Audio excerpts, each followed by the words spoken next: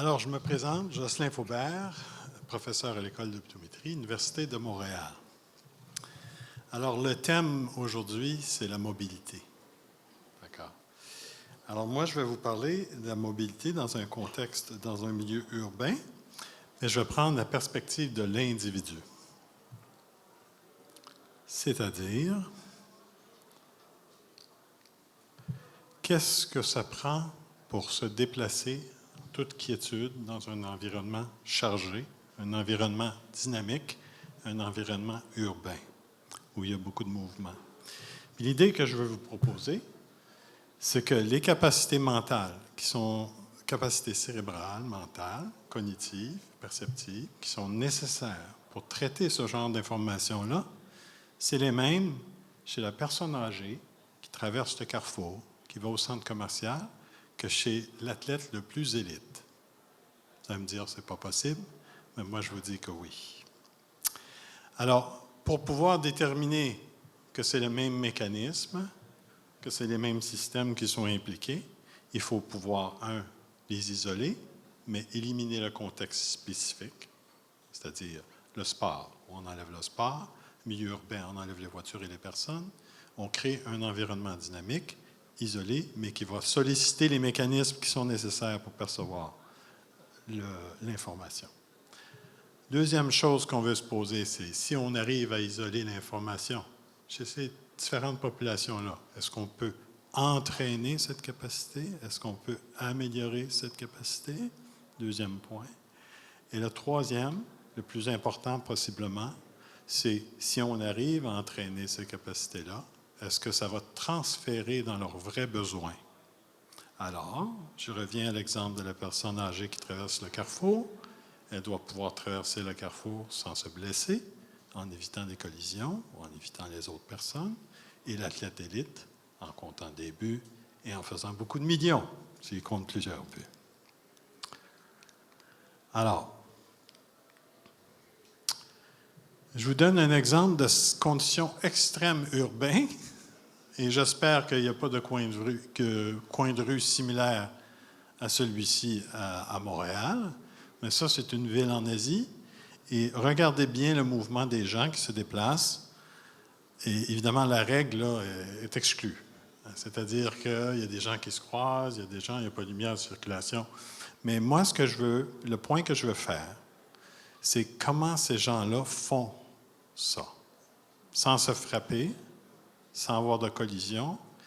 Vous pouvez imaginer que c'est un des endroits les plus mortels au monde, probablement, au niveau urbain, mais il reste que les gens qu'on voit là dans la scène arrivent à gérer ça. Quelles sont les capacités mentales pour gérer ça? Alors, il y a l'ensemble du mouvement, il y a tout le déplacement, mais il y a aussi la lecture de l'individu qui est face à nous. Et dans notre domaine, on appelle ça la perception, la capacité de percevoir le mouvement biologique, la dynamique du corps humain. Regardez cette animation qui a été faite par un de mes collègues, Nico Troyer, avec qui j'ai collaboré. Tout ce que c'est des points lumineux.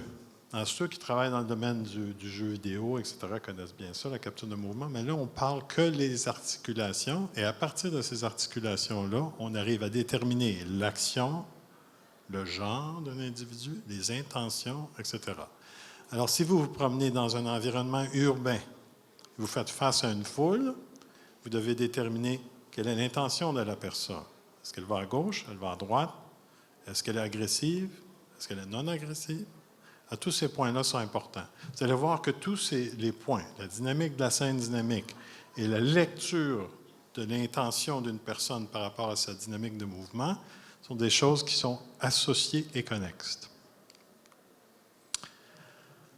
Alors, nous avons dans le laboratoire, depuis un certain nombre d'années, dont en 2001, on avait les premiers balbutiements de comment on pouvait isoler cette capacité-là. Ça, c'était une de mes questions, c'est-à-dire, est-ce qu'on peut extraire les éléments les plus purs, les plus fondamentaux, pour déterminer quelle est la capacité de quelqu'un pour gérer une scène comme ça? C'est quoi les processus cognitifs et perceptifs nécessaires? Puis, on avait établi que ça prenait certains attributs particuliers. Ça prend la capacité de suivre plusieurs éléments simultanément. Vous êtes bien d'accord avec moi? Vous avez vu beaucoup de mouvements qui viennent de toutes les directions. Et bientôt, il va y avoir du mouvement dans d'autres dimensions, parce que si on a des drones qui flottent un peu partout, on devra non seulement gérer les voitures et les piétons, mais on devra gérer aussi les drones qui se déplacent, à moins que ce soit fait de façon très intelligente, évidemment, comme certains de mes collègues vont proposer. Vous avez aussi l'intégration dans une dimension qui est importante. On appelle ça un champ visuel, donc intégrer l'information. Vous avez aussi la capacité de réagir rapidement. Mais réagir, je ne parle pas d'une réaction physique, là. Parce que là, un athlète et une personne âgée ne sont pas du tout au même niveau. Je vous parle de la prise d'information et de la décision qui est prise à partir de l'information. C'est ce traitement-là dont je parle. Et évidemment, la vision stéréoscopique, nous avons démontré déjà que c'est très important pour bien suivre les objets. Alors, la façon la plus simple que nous avons imaginée pour faire ça, c'est d'utiliser des éléments dans les plus purs. Donc, on parle ici d'objets qui sont des sphères, si vous voulez, un certain nombre de sphères, où il y a des sphères cibles et il y a des sphères distracteurs. Simplement. Là, il n'y a plus de contenu comme tel. On identifie un certain nombre de ces éléments-là, au début seulement, et vous devez les suivre pendant toute la dynamique, et à la fin, vous donnez les bonnes réponses. C'est tout. Puis si vous avez bien réussi, on accélère. Mais si vous faites une erreur, on décélère.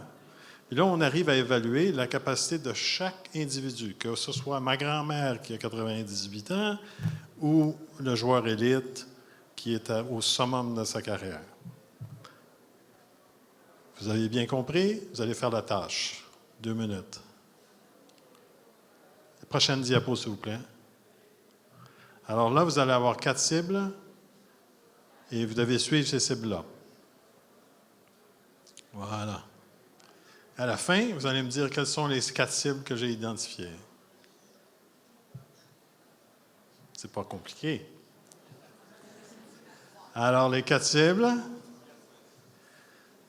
Alors, voilà. Je vais vous donner l'information.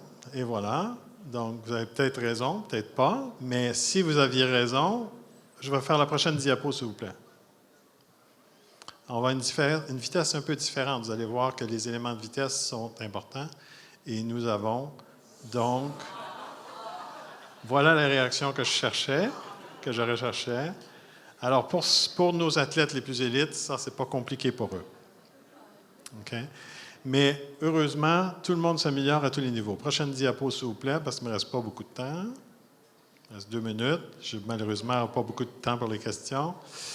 Alors, est-ce qu'on a démontré que cette capacité-là est associée avec le niveau de performance? Oui, nous avons publié des articles là-dessus. Vous voyez à la droite, on voit que les professionnels sont supérieurs aux amateurs élites et qui sont supérieurs à des universitaires pour l'apprentissage de cette capacité-là. Donc, il y a une neuroplasticité impliquée.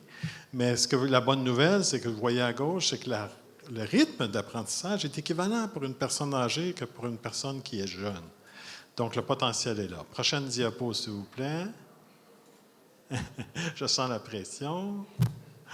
Et nous avons démontré aussi que au niveau de la plasticité cérébrale, qu'il y a des changements évidents et des changements qui sont positifs, donc dans les domaines qui sont liés à l'attention, les capacités de mémoire de travail, etc. Prochaine diapo.